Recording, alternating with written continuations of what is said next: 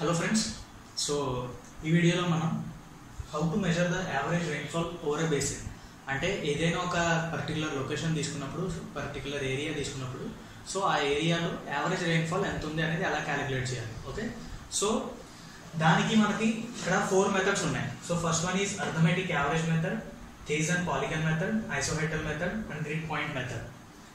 So first one వచ్చేసి arithmetic average method. అంటే మనం చిన్నప్పటి నుంచి యావరేజ్ అనేది చేస్తాం కదా. సపోజ్ 2 నెంబర్స్ కావాలంటే so a plus b by 2, right? ఇది ఈ ఏకి బికి యావరేజ్ కదా. సో అదే విధంగా అర్థమెటిక్ యావరేజ్ మెథడ్లో sum p1 plus p2 plus p3 plus so on pn by n. Okay, so ఈ ఫార్ములా తీసుకొని అర్థమెటిక్ యావరేజ్ మెథడ్లో మనం యావరేజ్ రైన్ఫాల్ అనేది తీసుకోవచ్చు. బట్ ఇది అంత యాక్యురేట్ కాదు. ఎందుకంటే సపోజ్ ఒక పర్టికులర్ రెయిన్ గేజ్ స్టేషన్ దగ్గర సపోజ్ P1 అనేది చాలా ఎక్కువ ఉండొచ్చు, ఓకే, P2 అనేది బాగా తక్కువ ఉండొచ్చు, P3 అనేది ఒక యావరేజ్ వాల్యూ ఉండొచ్చు. ఇప్పుడు ఈ మూడింటిని కలిపి ఒక బేసిన్ కింద తీసుకొని ఓకే దాని యొక్క యావరేజ్నే మనం టోటల్ ఏరియాలో అంటే సపోజ్ ఇక్కడ కూడా డ్రాస్టిక్గా ఇంక్రీజ్ అయిపోతుంది అప్పుడు యావరేజ్ రైన్ఫాల్. బట్ అక్కడ చాలా లోయెస్ట్ వాల్యూ ఉంది కదా. సో అప్పుడు అర్థమెటిక్ యావరేజ్ మెథడ్ అనేది somewhat less accurate. Okay, sorry. And next Thiessen polygon method. ఈ థీజ్ అండ్ పాలిగన్ మెథడ్ వచ్చేసి సో ఫర్ ఎగ్జాంపుల్ ఇక్కడ ఒక 4 రెయిన్ గేజ్ స్టేషన్స్ ఉన్నాయి ఇలాగా. ఓకే, ఈ 4 రెయిన్ గేజ్ స్టేషన్స్ ఉన్నాయి.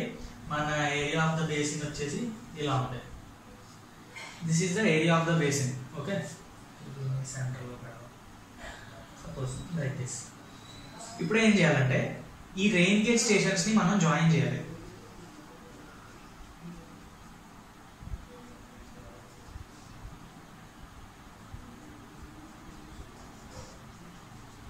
సో జాయిన్ చేసాం కదా. ఇలా జాయిన్ చేసిన తర్వాత ఇప్పుడు ప్రతి జాయినింగ్ లైన్ కి అంటే ప్రతి లైన్ కి బైసెక్ట్ చేయాలి మనం. ఓకే, సో బైసెక్ట్ చేస్తే సపోజ్ ఫర్ ఎగ్జాంపుల్ ఇలా వస్తుంది. దీనికి బైసెక్షన్ పాయింట్ ఇది అనుకోండి. ఇలాగా ఫర్ ఎగ్జాంపుల్ దీనికి బైసెక్షన్ పాయింట్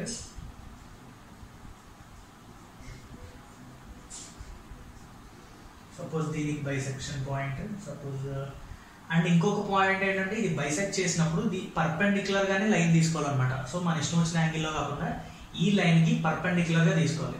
ఇప్పుడు ఈ లైన్ ఇలా క్రాస్ గా ఉంది కాబట్టి దీనికి పర్పెండిక్యులర్ గా ఇలా వస్తుంది ఇక్కడికి ఫర్ ఎగ్జాంపుల్. అండ్ దీనికి పర్పెండిక్యులర్ అంటే అంతే కదా.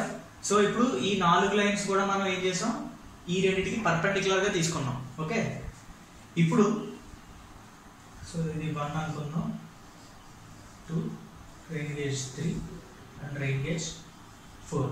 ఇప్పుడు దీని ఫార్ములా ఏంటంటే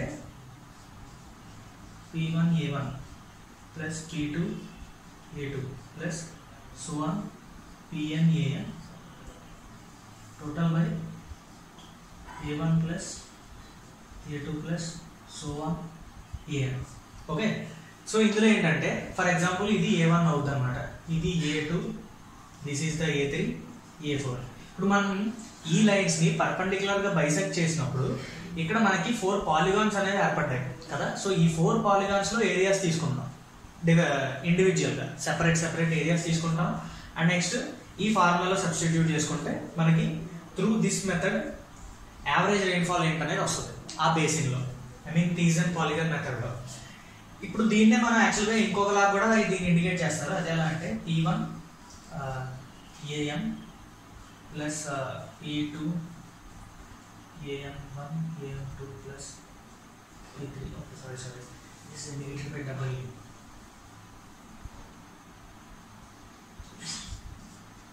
P1 W1 plus P2 W2 plus so on Pn W1.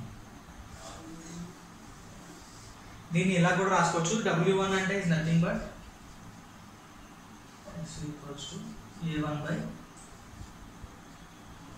Sigma U అంటే area of the particular polygon.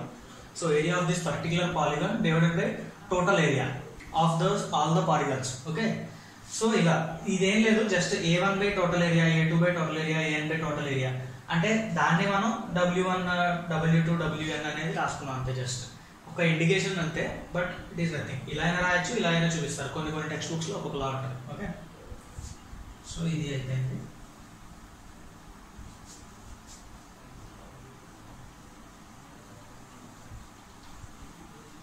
So next వచ్చేసి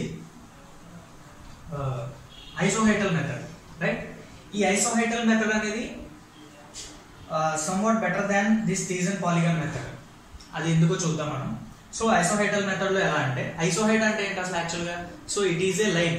okay, so isohyet is a line which joins the points where the rainfall is equal, I mean with equal rainfall points. So suppose మనం ఒక area తీసుకున్నాం, specific area.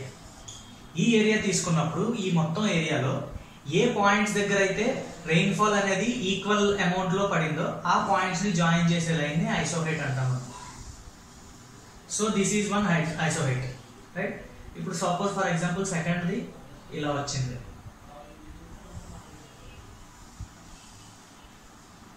ఇది సెకండ్ది. So for example ఇక్కడేమో P1 అనుకుందాం precipitation, ఇది P2 అనుకుందాం. Okay, ఇప్పుడు ఈ ఐసోహైటల్ మెథడ్ లో మనం యావరేజ్ ఎలా క్యాలిక్యులేట్ చేస్తాం అంటే sigma P1 Pn A by sigma A. So this gives the average value of the rainfall. ఇది ఎలా అంటే సపోజ్ Pm అంటే మీన్ ప్రెసిపిటేషన్ అన్నమాట. సపోజ్ ఈ రెండు మనకి ఒక సపోజ్ ఇక్కడ 2 ప్రెసిపిటేషన్స్ తీసుకుందాం ఫర్ ఎగ్జాంపుల్. అప్పుడు 2 ప్రెసిపిటేషన్స్ లో ఇక్కడ ఈ రెండింటికి మీన్ ఏమవుతుంది అంటే first P1 plus P2 by 2. ఇది ఈ రెండింటికి మీన్ ప్రెసిపిటేషన్. అండ్ ఈ ప్రెసిపిటేషన్ కి ఈ ఏరియా ఏదైతే ఉందో అది ఈ ఏరియా అన్నమాట total. So for example this area.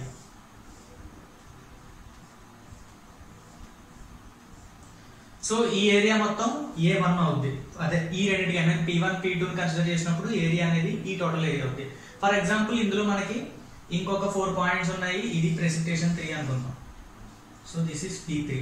అప్పుడు ఏమవుతుందంటే ఇది I mean into area by total area plus P2 plus P3 into so that particular area divided by total area.